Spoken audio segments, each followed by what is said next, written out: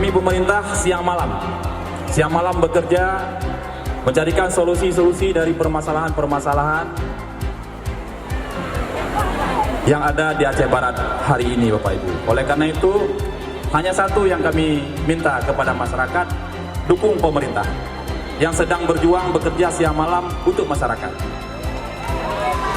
Jadi instruksi Bupati dijalankan.